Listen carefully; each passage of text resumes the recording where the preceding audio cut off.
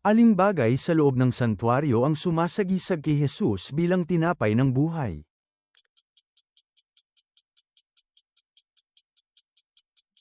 Tinapay na handog. Ano ang inilatag ng mga tao sa daan nang pumasok si Jesus sa Jerusalem?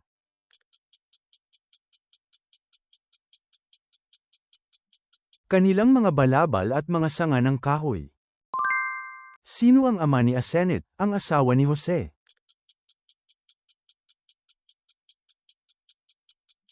Potiphera. Ilang taong gulang si Yodam nang siya ay maging hari ng Juda?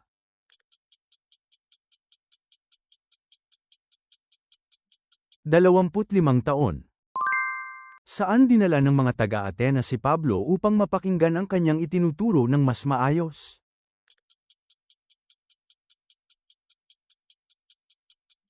Sa Areopago.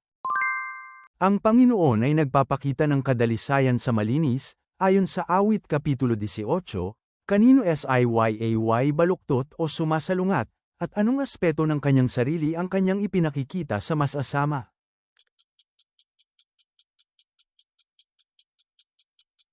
Kanyang pagsalungat.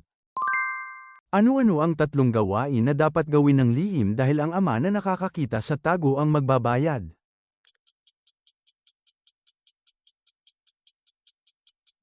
Paglilimos, pananalangin, at pag-aayuno.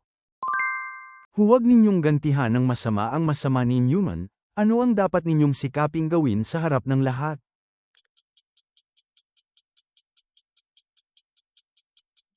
Sikaping gawin ang mabuti sa harap ng lahat. Anong karamdaman ang tinamo ng anak ng babaeng taga-Sinim na pinagpala ni Eliseo?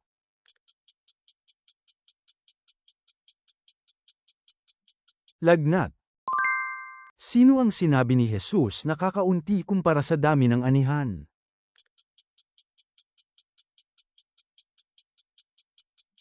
Mga manggagawa. Sa talinghaga ng manghahasik, anong uri ng puso ang katumbas ng gilid ng daan?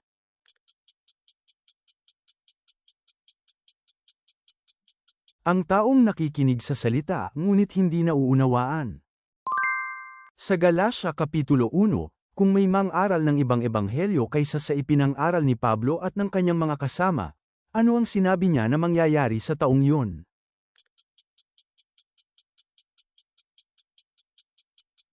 Maging sinumpa nawa siya. Ano ang iniutos ng Faraon noong may ipinanganak na lalaking Hebreo?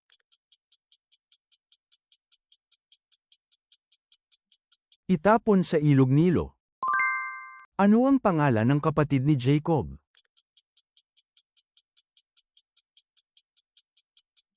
Esau. Ano ang dalawang sakramento na itinatag ni Jesus mismo?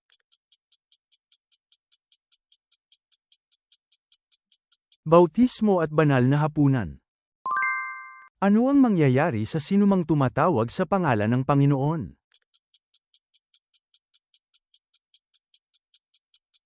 Maliligtas siya.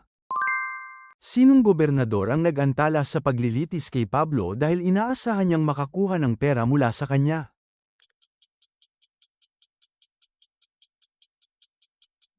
Felix. Ano ang nagawang masama ni Amazias pagkatapos ng digmaan na may kinalaman sa mga Diyos-Diyosan?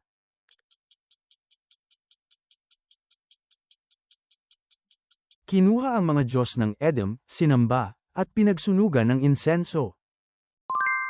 Sino ang matagal ng alagad na sumama kay Pablo papunta sa Jerusalem?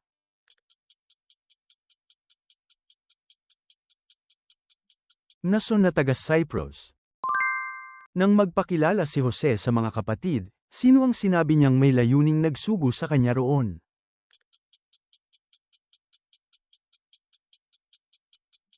Diyos. Ano ang kalagayan ng puso niya sa habang siya'y nabubuhay?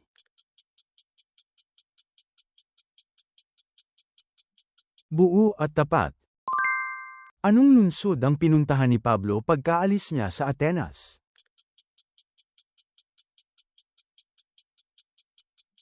Corinto.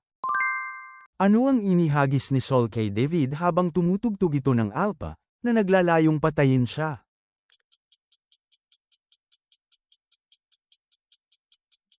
Sibat.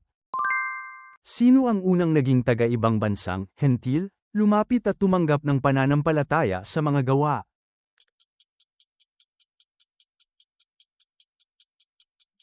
Eunuko mula sa Ethiopia. Bakit hinabol ni Gehazi, na lingkod ni Eliseo, si Naaman?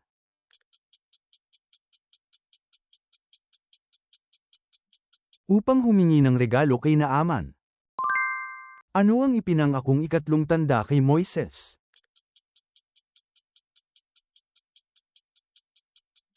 Ang tubig ng ilog Nilo ay magiging dugo. Sino sa napiling 7 lalaki ang binanggit ng partikular bilang taong puspos ng pananampalataya at ng Espiritu Santo?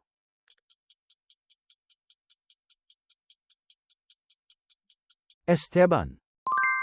Ayon sa Mateo Kapitulo 28, sino ang 2 babaeng pumunta sa libingan?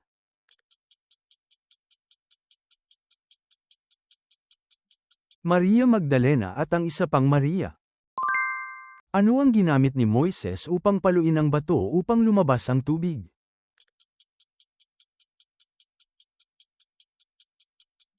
Tungkod. Hanggang saan ang ipinangakong ibibigay ng hari kay Esther nang hawakan nito ang setro?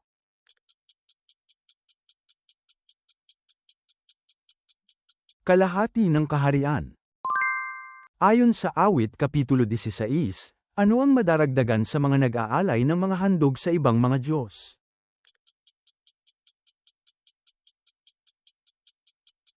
Dalamhati. Sa ngayon ay malabo pa tayong nakakakita na parang sa salamin, ngunit pagdating ng araw na yon, paano na tayo makakakita?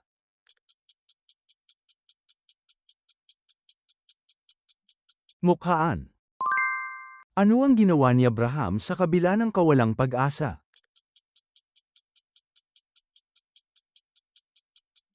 Umasa at naniwala. Gaya ng pag-apaw ng mga paghihirap ni Kristo sa atin, ano rin ang sinabing umaapaw sa atin?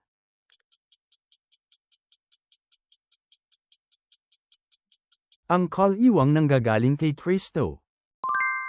Ano ang inihanda ng mga Israelita upang maiwasan ang kamatayan sa ika-10 salot?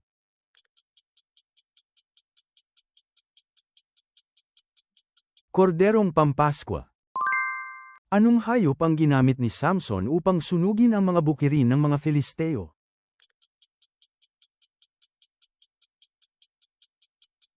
Mga asong gubat. Ayon sa Kolosas Kabanata 3, paano dapat tratuhin ng mga asawa ang kanilang mga asawa at huwag maging mabagsik sa kanila?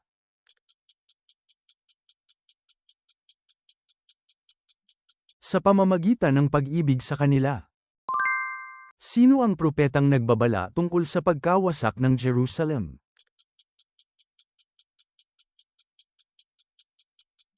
Jeremias. Sa Kolosas, aling iglesia ang pinadalhan ng liham na dapat ipabasa rin doon?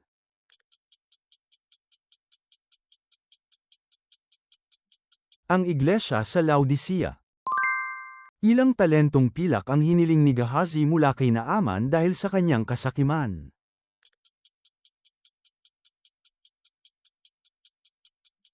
Isang talentong pilak. Salamat sa panunood. Ibahagi ang inyong mahahalagang puna at kaalaman sa Biblia sa mga komento. Ang pag-subscribe at pag-like ninyo ay malaking tulong para makagawa pa kami ng mas marami pang Bible quiz.